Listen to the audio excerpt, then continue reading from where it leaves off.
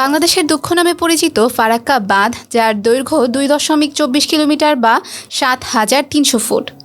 এই বাঁধ বাংলাদেশের চাঁপাইনবাবগঞ্জ সীমান্ত থেকে 18 কিলোমিটার দূরে ভারতের পশ্চিমবঙ্গ রাজ্যের মালদহ ও মুর্শিদাবাদ জেলার গঙ্গা নদীর উপর অবস্থিত। বিতর্কিত এই বাঁধটি পূর্ব সতর্কতা না দিয়ে খুলে দেওয়ায় বাংলাদেশের অন্তত 10 জেলায় আকস্মিক বন্যায় 36 লাখ মানুষ পানিবন্দী হয়ে পড়েছে। এরই জের ধরে ভারতের বাঁধগুলোর কাছাকাছি দূরত্বে বাংলাদেশের সীমান্তে আরও উঁচু বাঁধ তৈরি করে পানির প্রবাহ ঠেকানোর পরামর্শ দেওয়ার হিড়িক লেগেছে সামাজিক যোগাযোগ মাধ্যম ফেসবুকে। বাঁধের সামনে আরেকটা বাঁধ নির্মাণ করেন, যত টাকা লাগে দেশের জনগণ দিবে, বিনা পারিশ্রমিকে শ্রম দিবে, এমন পোস্ট এখন ফেসবুক ট্রেন্ডিংয়ে রয়েছে। এ ব্যাপারে পদক্ষেপ নিতে অন্তর্বর্তী সরকারের প্রতি আহ্বানও জানাচ্ছেন নেটিজনের বড় একটি অংশ।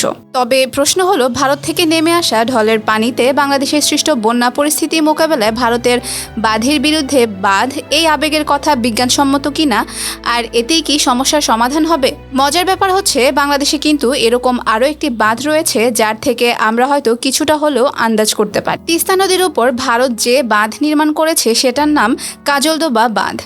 তার একটু ডাউনস্ট্রিমেই বাংলাদেশের নীলফামারীতে তিস্তা নদীর উপরেই রয়েছে তিস্তা বাঁধ।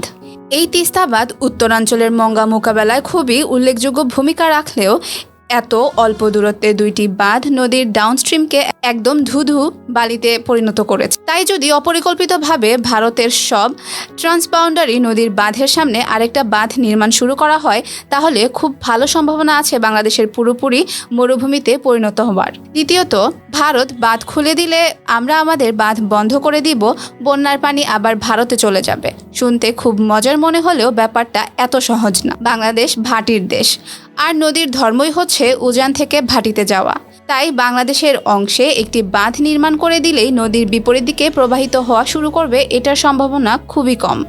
এক্ষেত্রে দুইটি জিনিস হতে পারে: নদী ব্যারেজের আশেপাশে আরেকটি বিকল্প রুট তৈরি করে সেদিক দিয়ে প্রবাহিত হতে শুরু করবে, আবার নদীর পানি বাঁধের একদম উজানে জমা হতে হতে একসময় বাঁধ ভেঙে ফেলবে বা উপর দিয়ে প্রবাহিত হবে। দুটি পরিস্থিতিতেই কিন্তু পরিণতি একই, বাংলাদেশে আরও ভয়ানক বন্যা ও তীব্র নদী ভাঙন। কেননা অপরিকল্পিত যে কোনো জিনিস আশীর্বাদের বদলে অভিশাপ বয়ে নিয়ে আসে।